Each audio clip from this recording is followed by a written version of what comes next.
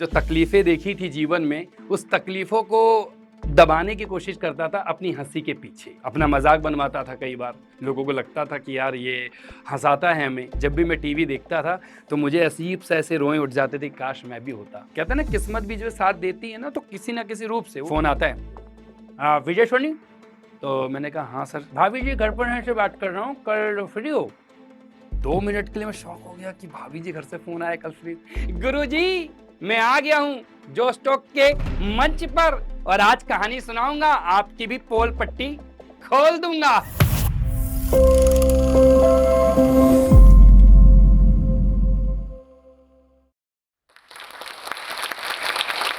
नमस्कार दोस्तों, मैं सोहित विजय सोनी।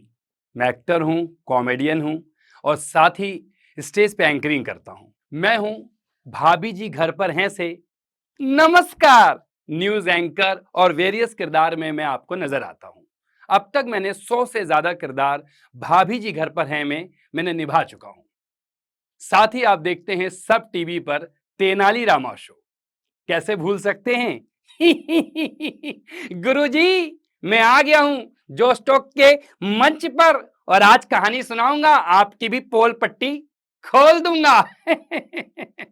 और साथ ही मैं आप सबको यह भी बता दूं कि जो ये सफर मेरा रहा है कला क्षेत्र में, जो मैं आज काम कर रहा हूं, आप सबके आशीर्वाद से, मेरी प्यारी सी ऑडियंस का प्यार मुझे भरपूर मिलता रहता है।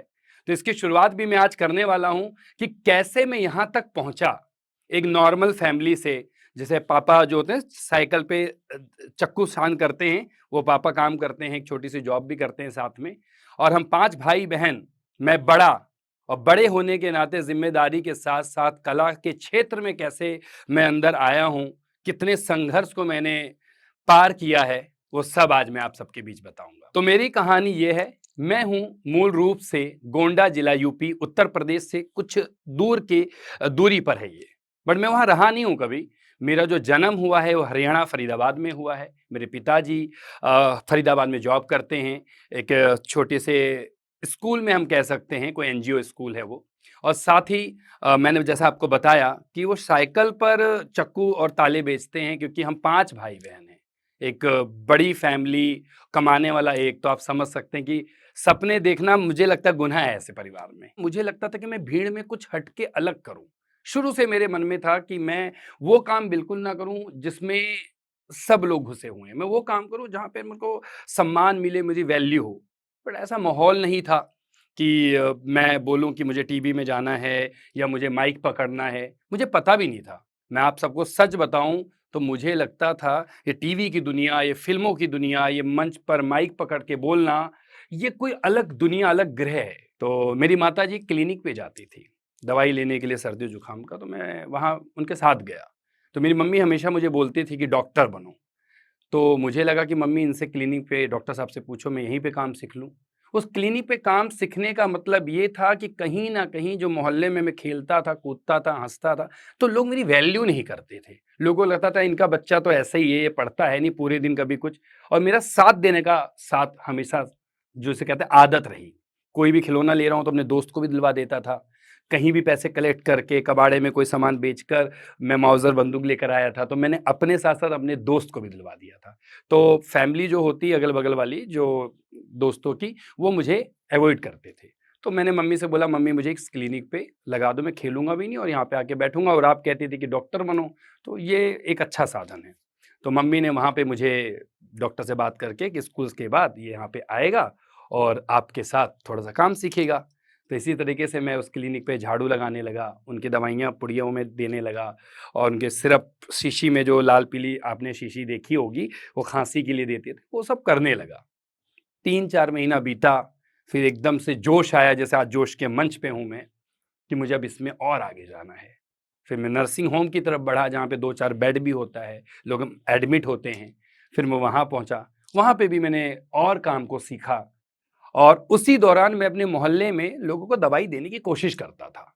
लेकिन कुछ लोग भागते थे कि अरे ज़हर दे देगा भाई, मर जाएगा, ये डॉक्टर थोड़ी ना है। ऐसे करके गली मोहल्ले में फिर से अपमान की बौछार शुरू हो गई। पहले स्कूल के टाइम पे कि पढ़ता नहीं है, पता नहीं क्या हरकतें करता है, और अब ये डॉक्टर बनने जा रहा है और डॉक्टर बन के दवाइयाँ दे रहा है ज़बरदस्ती ये। तो मैं कोशिश करता रहा, मेरी एक आदत है, मैं पीछे नहीं हटता हूँ, मैं करता रहता हूँ कोशिश। फ्री में लोगों को दवाइयाँ दी, किसी को आराम मिला, छोटा-सा विश्वास की जो लड़ी थी वो पनपी। फिर दूसरे को दिया, तीसरे को दिया, चौथे को दिया, करते-करते 6 महीने में नर्सिंग होम के समय में ही मेरे मोहल्ले के अंदर 10-12 पेशेंट हो गए, जो मुझे फ़ोन करते थे कि सोहित मुझे ये दवाई दे दो, सोहित मुझे पेट दस्त है, सोहित मेरे घर पर आ जाओ।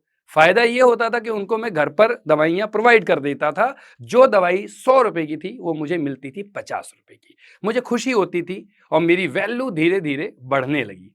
लेकिन कहीं न कहीं कलाकारी का जो गुनगुना था वो मेरे शरीर में बचता था। जब भी मैं टीवी देखता था तो मुझे अजीब-सा ऐसे रोएँ उठ जाते थे, काश मैं भी होता। एक बार मैंने टीवी पर देखा 2007 में लाफ्टर चैलेंज 7 या 8 की बात है, शायद 8 की बात है। फरीदाबाद का एक लड़का उसमें नज़र आया।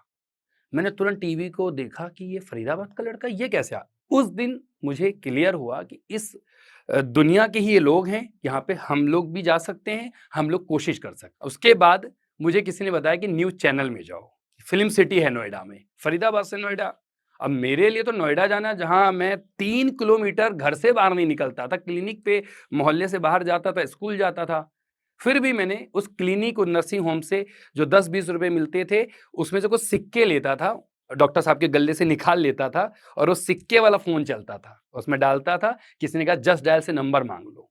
मैंने कहा अच्छा जस्ट डायल? बोले 288888 ऐसे करके। मैं गया सिक्का डाला, तो मैंने सबसे पहले अमिताभ बच्चन जी का नंबर माँगा। मैंने कहा अमिताभ बच्चन जी का नंबर मिलेगा क्या? उन्होंने बोला नहीं, उनकी कंपनी का मिलेगा। तो मैंने कहा अच्छा, ऐसे तब तक वो सिक्का का वो टाइम खत्म हो जाता है, फिर दूसरा सिक्का डाला तब तक वो कट गया अपने आप ही। मैंने कहा ठीक। ऐसे करते-करते कोशिश मैं न्यूज़ चैनल के नंबर तक पहुँच गया और वहाँ पर टोटल टीवी हरियाणा का कोई था, वहाँ का नंबर मिल गया। वहाँ पे किसी ने अपना नंबर भी मुझे दे दिया मोबाइल नंबर। अब मैं उसे रोज़ फ़ोन करूँ, रोज़ उसे बोलूँ कि सर और उनका नाम भी मुझे आज भी याद है, आसिफ़ जी नाम था उनका, आसिफ़ या आरिफ़, इतना मुझे याद है। मैंने कहा आरिफ़ जी मुझे आप बुला लीजिए। तो बोले करोगे क्या? मैंने कहा सर वो जो आपका सुबह के मॉर्निंग का कोई प्रोग्राम आता है, मैं पीछे बैठ के सोफ़ा साफ़ कर दूँगा। बोले सर ऐसे थोड़ी ना होता है। मैं उनको कम से कम कुछ नहीं, मैं आपको दिल से बता रहा हूँ, 3 महीने तक रोज़ सिक्का चुराता था। चुराना नहीं कहेंगे, मतलब आप डॉक्टर साहब के गल्ले से सिक्का निकाल के वहाँ एक पर्ची लिख देता था कि सर मैंने आज ₹4 लिए, आज मैंने ₹6 लिए। ऐसे करके मैं हमारे बगल में जो क्लिनिक के बगल में पीसीओ था, वहाँ डाल-डाल के ऐसे ही फ़ोन करता रहता था। वो पीसीओ मैन भी बोलता था कि ये सब चक्कर हमने करके छोड़ दिए, क्यों पैसे बर्बाद करते हो? लगा रहा, करता रहा। करते-करते आसिफ जी ने बोला ऐसे नहीं होता, आप और न्यूज़ चैनल में ट्राई करो, यहाँ पर ऐसा नहीं होता कि यहाँ पे 2 गेस्ट बैठे होते हैं और कैमरा लगा होता है। करते-करते इंडिया न्यूज़ का नंबर मिल गया। इंडिया न्यूज़ पर फ़ोन किया, वहाँ पे भी बहुत जद्दोजहद करी, फाइनली अविनाश मिश्रा जी मिले, बोले कल नोएडा आ जाओ और वहाँ मेरी मुलाकात हुई सुनील पाल जी से। पहली बार सुनील पाल जी को सामने देखा, मैंने कहा अरे! और मेरे अंदर जोश बहुत था। तो वो क्योंकि कॉमेडी का कोई शो शूट कर रहे थे, आपकी अदालत से पहले कॉमेडी का भी शूट हो रहा था, जस्ट लाफ बाकी माफ, आप गूगल कर सकते हैं। पहले एपिसोड में सुनील पाल जी थे। पता नहीं कहाँ से मेरे अंदर जोश था, मैं सुनील पाल जी के मेकअप रूम में घुस गया। मैंने कहा कि सुनील सर मैंने आपको कॉमेडी में देखा है, आप धमाल मचाते हैं, आज मैं भी यहाँ पे आया हूँ, इंडिया न्यूज़ वाले ने बुलाया है, तो मुझे जोक सुनाना है। हाँ, हाँ, हाँ, ठीक है, ठीक है, ठीक है, ऐसा कर हाँ, हाँ, ठीक है, ठीक है, ठीक है। मैं प्रॉपर उनके मेकअप रूम के बाहर खड़ा रहा, सारी ऑडियंस जो वहाँ के क्राउड आया था, वो कहे ये बड़ा क्लोज़ है सुनील जी के। मैं बैठा रहा, फिर हमको ले गए ऑडियंस वाले रो में बिठा दिया, मैं सबसे आगे बैठा। उनकी परफ़ॉर्मेंस शुरू हुई, उन्होंने प्ले करना शुरू किया अपनी कॉमेडी। मैं बीच-बीच में उनको इशारा देता हूँ, मेरा नंबर, मेरा नंबर। वो ऐसे इशारों में ही वो मतलब बता करते-कराते बहरहाल उनकी जो वो शूट था वो कंप्लीट होने के करीब पहुँचे ही थे, तब तक उन्होंने मेरे को बार-बार पिंच करता देखकर वहाँ पे बोला कि हमारे बीच एक लड़का है, इसको भी बुला लीजिए। मैं गया, जोश में माइक पकड़ा और एक जोक सुनाया और वो जोक सुनाते टाइम मैं फंबल कर गया और मुझे वो जोक का पंच नहीं याद आ पाया। फिर भी मेरे लिए बहुत बड़ी बात थी कि मैं इंडिया न्यूज़ के मंच पर अपने आप को देखा।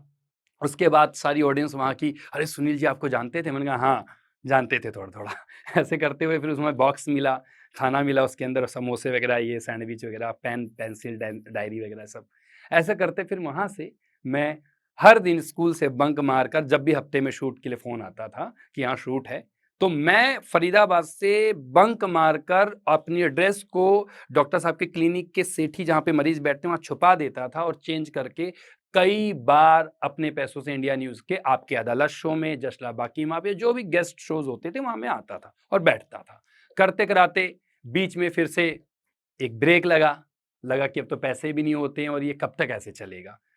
ठीक है, वहाँ पे फिर एक ब्रेक लगा और मैं फिर से हॉस्पिटल में पहुँच गया।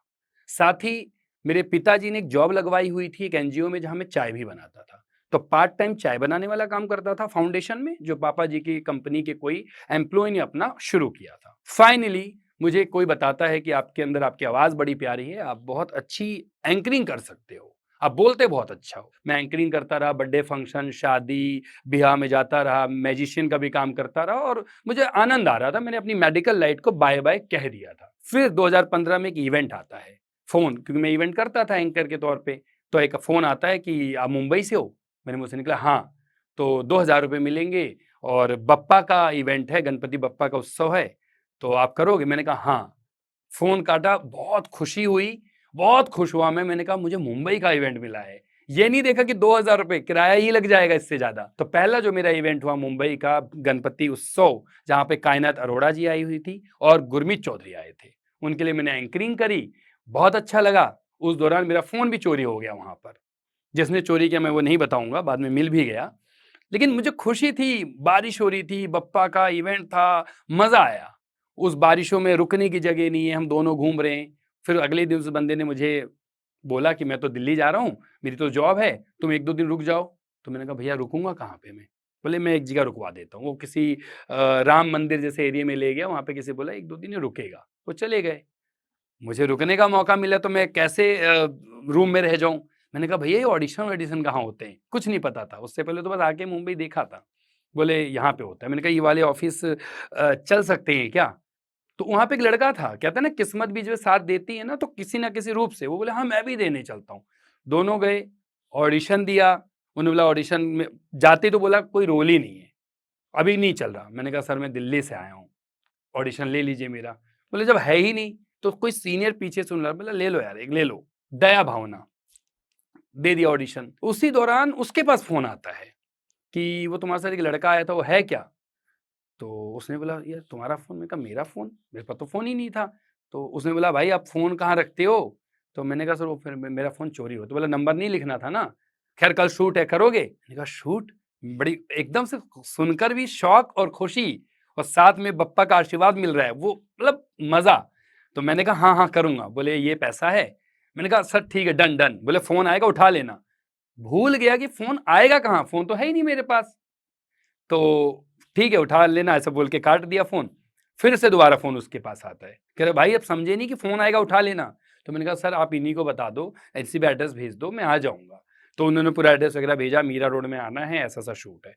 मैं शूट पे पहुँचा पहली बार, वहाँ पे वो मूंछ में अखिलेंद्र मिश्रा जी, यक्कू वाले, वो देखा मैंने कहा अरे बाप! ये क्योंकि उससे पहले मैंने नोएडा में जो शूट किए थे वो क्रोमा शूट किया था जनता टीवी के लिए, बहुत सारे न्यूज़ चैनल के लिए, अंजन टीवी के लिए, सब क्रोमा शूट था लगभग। तो शूट किया था, ऑडिशन में सिलेक्ट भी होता था, लेकिन वो फेक ऑडिशन होते थे दिल्ली के, जो ऐसे लाइव शूटिंग का मौका मिले तो। वो तो कार्ड बनवाते थे, लेकिन यहाँ पर शूट एक अलग ग्रैंडर मतलब एक अच्छा सेट, बड़े-बड़े एक्टर, तो मुझे ले गए, वैनिटी में बिठाया और वैनिटी में बिठाने के बाद कुछ देर बाद चाय पिला के बोले चलो। गया तो अखिलेंद्र मिश्रा जी को फर्स्ट टाइम देखा तो मुझे लगा अरे ये तो बहुत पुराने एक्टर हैं, अखिलेंद्र जी हैं। नमस्ते किया मैंने। सीन शुरू हुआ तो मैंने किया अपना काम, जो मुझे स्क्रिप्ट मिली। तो उन्होंने तारीफ़ करी मेरी कि लड़के की चाल से पता चल रहा है, अच्छा करेगा। और खुशी हुई। करते-कराते वो सीन बहुत अच्छा हुआ, उनके साथ ही मेरे डायलॉग थे। वो 1 दिन का काम मेरा 3 दिन में हो गया। तो मैं वो शूट करके 2-3 दिन बॉम्बे रुक कर और फरीदाबाद फिर से वापस आ गया। एंकरिंग वगैरह करता था, करते-कराते 15 में ही मिला था, 2016 में मुझे भाभी जी घर पर हैं में एंट्री हो गई। वो भी कब से मैं कोशिश कर रहा था, जब मैं इवेंट करने गया था मुंबई में, तभी मुझे किसी ने बोला था कि आप इस बिल्डिंग में शशांक बाली सर से मिलो। तो मैंने कहा सर मुझे नंबर दे दो। नंबर माँग रहा हूँ लेकिन ये नहीं पता हैं कौन? नंबर लेने के बाद बोलता हूँ हैं कौन? तो बोले भाभी जी घर पर हैं के डायरेक्टर हैं। मैंने कहा अरे ये तो बहुत बड़ा शो है। करते उनसे कोशिश करता रहा, जब जब टाइम मिलता था फ़ोन मिलाता था, मुंबई आना-जाना करता था छोटे-मोटे रोल के लिए, सीरियल के लिए, दिया बाती, चलती का नाम गाड़ी। इतने में ही शशांक सर का एक दिन फ़ोन आता है कि आप नायगाँव आ जाओ। पहुँचा नायगाँव, पहुँचा, मिला, तो शशांक सर मिले, बड़े बड़े अच्छे इंसान हैं, उनके लिए तो मतलब हमेशा दिल से रिगार्ड। तो उन्होंने बोला, "कुछ करके दिखाओ।" मैंने करके दिखाया। तो उन्होंने मुझे बताया कि कोई नहीं विजय, कॉल आएगा आपको। चाय पिलाई और भेज दिया। फिर भी बहुत जोश खुशी के साथ मैं भाभी जी का सेट देखकर आ गया। फिर फरीदाबाद आ गया, 1 दिन की छोटी-मोटी शूटिंग करके। फरीदाबाद फ़ोन आता है एक दिन, मैं सेक्टर 16 में घूम रहा होता हूँ, फ़ोन आता है, विजय सोनी? तो मैंने कहा, "हाँ सर।" "मैं भाभी जी से बात कर रहा हूँ, कल" मैंने कहा, "सर क्या बोला?"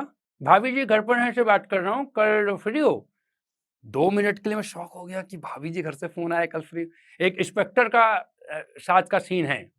तो मैंने कहा, "सर ठीक है, मैं बताता हूँ।" 2-4 मिनट बाद मेरे से हिम्मत ही नहीं थी, मुंबई कैसे चला जाऊँ एकदम से कल सुबह, रात को ही फ़ोन आया था 7-8 बजे। तो मैंने मना कर दिया उनको, मैंने कहा, "सर मैं अभी तो कहीं हूँ, मैं नेक्स्ट टाइम आ जाऊँगा, प्लीज़ आप दोबारा ज़रूर फ़ोन कीजिएगा।" बोले, "ठीक है।" थोड़ा-सा समय बीता, दिल्ली में ही था, फरीदाबाद में। फिर फ़ोन आता है। फ़ोन आते ही मैंने इस बार सोच लिया था कि मैं मना तो नहीं करूँगा, कैसे भी पहुँचना है। तो मेरे कोई जानकार थे, उनसे मैंने टिकट पूछा फ्लाइट की। उन्होंने बोला, "ये 5-6 हज़ार की टिकट आ जाती है।" मैंने कहा, "चलो मेरे पास 2-3 हज़ार हैं, इधर-उधर से ले लूँगा।" तो जैसे ही नेक्स्ट कॉल आती है, तो मैंने फटाफट से पैसे कलेक्ट किए दोस्त यारों से, जो भी जानकार हैं फरीदाबाद को, टिकट करा के मैं रात को ही एयरपोर्ट पहुँच गया, मुंबई, और बैठा हूँ पूरी रात। सुबह 8 बजे का कॉल टाइम था मेरा। मैं पूरी रात मुंबई एयरपोर्ट पे रुका हूँ और सुबह मैं नायगाँव सेट पर भाभी जी के पहुँच गया। पहला दिन न्यूज़ एंकर का रोल मिला, थोड़ा-सा घबराहट भी हुई कि कैसे करूँगा, कैसे होगा? जैसा भी था मैंने उसको प्ले किया। नमस्कार! ये एक्ट शूट हुआ, तो शशांक सर आए, तो मैंने कहा, "सर मैंने 1-2 फंबल ले लिया।" बोला, "नहीं, काम अच्छा किया है।" और सारे लोगों ने तारीफ़ करी। तो वहाँ से वो कारवां 2016 मई से शुरू हो गया। 2017 में अप्रैल में मुझे एक दोस्त बताता है, जब मैं दिल्ली आया होता हूँ, मैं हयात होटल गया होता हूँ एक इवेंट के लिए बात करने। तो वो बोलता है कि यार एक तेनाली रामा का ऑडिशन हो रहा है। तो मैंने कहा, तेनाली रामा क्या है? मैंने सुना नहीं था बहुत ज़्यादा। मेरे लिए तो बस ये था कि ऑडिशन। तो बोला, बात कर ले, वो कास्टिंग डायरेक्टर का नाम बता दिया, देख ले। तो मैंने कहा, मैं तो यार भाई दिल्ली हूँ। तो मैं महकमीन मैडम की शूटिंग के लिए गया हुआ था मुंबई। उसी दौरान मैंने तेनाली वाली टीम को फ़ोन किया, कास्टिंग डायरेक्टर को। मैंने कहा, सर मैं ऑडिशन देने आ सकता हूँ? बोले, आ जाओ। मैं गया, मैंने ऑडिशन दिया। बोले, बहुत अच्छा ऑडिशन दिया है, तो मैं आपको अपडेट करता हूँ। मैंने कहा, ठीक है। शूटिंग करके ही आया था महकमीन मैडम की, तो मुझे लगा ठीक है। शाम को फ़ोन आता है कि आप शॉर्टलिस्ट हो गए। मैंने कहा, अच्छा। थोड़ी-सी अंदर से जोश हुआ और खुशी भी हुई। मैंने कहा, ठीक है। अब मेरे को वेट दिमाग में आ जाता है, वेटिंग करना कि भई किसी ने कुछ बोल दिया है। अगले दिन पता चला कि नहीं, वो किसी और का हो गया। मैंने कहा, ठीक है भई, कुछ नहीं, दुःख भी हुआ। फिर वही भाभी जी पर फ़ोकस कि कब फ़ोन आएगा, और फिर फरीदाबाद आ गया। उसके 5 या 10 दिन बीते होंगे, मुझे आज भी याद है, मैं भाभी जी में तैयारी कर रहा था कब फ़ोन आएगा, तब तक फ़ोन आता है कि आपका ऑडिशन चैनल को अच्छा लगा है और ये रोल आपकी ही झोली में आ रहा है, ये बजट है, आप क्या कल आ जाएँगे लुक टेस्ट के लिए? मैंने कहा, हाँ, डन। फिर वही कल लुक टेस्ट के लिए जाऊँ, हो ना हो पता नहीं, क्योंकि कई बार झटके लगते हैं मुंबई में। एक्टिंग में काम ढूँढना, समझ लो समुद्र के अंदर से मोती को ढूँढना, इस तरीके से। तो मैंने कहा, ठीक है, आ जाऊँगा। तब तक फिर मुझे फ़ोन आया। मैं मई का महीना है, मुझे आज भी याद है, शुरुआती, और मैं फटाफट से उस शूट के लिए आया और मैं वहाँ पे गया, और जाने के बाद लुक टेस्ट दिया, तो बोले कि ठीक है, अब हम बताते हैं। शूट पे गया, मैंने अपने काम को किया, और काम करते वक़्त पहले दिन ही मुझे लग रहा था, यार मैंने कोई गलत डिसीज़न तो नहीं ले लिया। ये शूटिंग तेनालीरामा, अकबर बीरबल सुना था, तेनालीरामा मैंने सुना नहीं था ज़्यादा, सच बताऊँ। मैंने कहा, ठीक है, कैसे, कोई बड़ा किरदार भी नहीं दिखा वहाँ पे उस दिन। तो मैंने कहा, ठीक है। लेकिन मुझे नहीं पता था कि 20 दिन बाद जब वो टेलीकास्ट होगा, और टेलीकास्ट के 15 दिन बाद, यानी महीने के अंदर 11 जुलाई को तेनालीरामा लॉन्च होता है, और जुलाई के अंदर ही धनी-मनी पॉपुलर हो जाते हैं। और मैं गुरुजी के थप्पड़ को खाता हूँ, मनी यानी गुरु तथाचार्य के बहुत करीब है। तो लगा कि कोई अच्छा डिसीज़न हुआ है, भगवान की दुआ से 4 साल लगातार 804 एपिसोड में मैं नज़र आता रहा और ऑडियंस का प्यार मिलता रहा, और थोड़ी-सी ज़िंदगी मुंबई में स्टेबल हुई। मैंने अपना किराए का रूम लिया, मम्मी-पापा को बुलाया, दोस्तों को बुलाया, जयदेव जी को बुलाया, और आनंद आ रहा था। आनंद आते आते कोरोना का हाल आ गया, शो रुक गया, फिर धड़कनें रुक गई, फिर वही अब क्या होगा। कोरोना के बाद शो शुरू हुआ, 2 ढाई महीने में शो ने बाय बाय कह दिया। शो ने बाय बाय कहा, बहुत तकलीफ हुई कि चलो दुख तो है, लेकिन अंदर से ये था कि अब अच्छा काम कर लिया तो टीवी में काम मिलता रहेगा, अब ठीक है। बट फिर वही स्ट्रगल शुरू, 21, 22, 23 काम ही नहीं, थोड़ा बहुत काम भाभी जी घर पर हैं से इधर-उधर से, एक फ़िल्म की रणदीप हुड्डा जी के साथ। तब पता चला कि बड़े पैमाने पे आप काम करते हैं तो छोटी चीज़ों को हटा दिया जाता है, बड़ी मछली छोटी मछली को खा जाती है। ये मुझे अनुभव हुआ। कुछ अच्छे एक्टरों के साथ भी काम किया, अच्छा काम मिला, काम इतना था इतना बड़ा कर दिया, अच्छे लोग भी हैं, कास्टिंग डायरेक्टर बहुत अच्छे हैं कुछ, वो टैलेंट परखते हैं, लुक नहीं देखते, आर्ट को देखा, कास्टिंग कर दी और मैंने अपना काम कर दिया। बट कुछ-कुछ चीज़ें मिक्स भी हैं, दिक्कतें भी आती हैं। फिर करता रहा, मैं हिम्मत हारने वाले में से हूँ नहीं, आज भी मैं हिम्मत कर रहा हूँ, स्ट्रगल कर रहा हूँ। फाइनली तेनाली सीज़न 2 लौटा, तो समझो एक प्राण वापिस आ गए। तो 2024 के दिसंबर में जब न्यूज़ आती है कि भई तेनाली आ रहा है, तो मज़ा आ गया। तो तेनाली जब सीज़न 2 लौटा तो मेरी जो खुशी थी वो मैं बता नहीं सकता, और आने वाले समय में मैं डार्क कॉमेडी भी करने वाला हूँ, और साथ ही जो डार्क एक्टिंग होती है उसमें भी मुझे आप लोगों ने क्राइम पेट्रोल और क्राइम अलर्ट बहुत सारे उसमें देखा है। तो आने वाले समय में मैं चाहूँगा कि आप सबसे भी यही कहना कि जब हम मेहनत करते हैं तो मेहनत करते रहो, क्योंकि जब हम मेहनत लगातार करते हैं ना, तो कहीं न कहीं ऊपर वाला भी साथ देता है। बस नीयत साफ हो, किसी का साथ आप गलत मत करो, आपके साथ कोई भी प्रॉब्लम आए आप लगे रहो, आपको बहुत सारी प्रॉब्लम आएँगी, दीवारें घेरेंगी प्रॉब्लम्स की, आपको दबाने की भी कोशिश करेंगी, लेकिन अगर आप अच्छे हो, सही हो, सच्चे हो, तो कहीं न कहीं उस दीवारों के नीचे जो दबे रास्ते में ना आपको कहीं न कहीं एक ऐसा रोशनी का वो दिखेगा जहाँ से हम निकल जाओगे। तो ये थी मेरी कहानी, और इस कहानी को बयाँ करने के लिए इतना प्यारा, इतना बड़ा मंच जोश टॉक, जो लोगों को बुलाता है, उनकी जो कहानी है आप सब तक पहुंचाता है। सोसाइटीज़ के लिए बहुत अच्छा काम करता है जोश टॉक, और आज इनकी वजह से मेरी इस कहानी को आप लोग इतने तमाम जो दर्शक यहाँ बैठे हैं ये सब सुन रहे हैं, और जो यूट्यूब पे देखेंगे, जो चैनल पे देखेंगे, वो मेरे बारे में जानेंगे, मेरे स्ट्रगल के बारे में जानेंगे। ऐसे ही तमाम स्ट्रगल कहानियाँ आपको देता है जोश टॉक।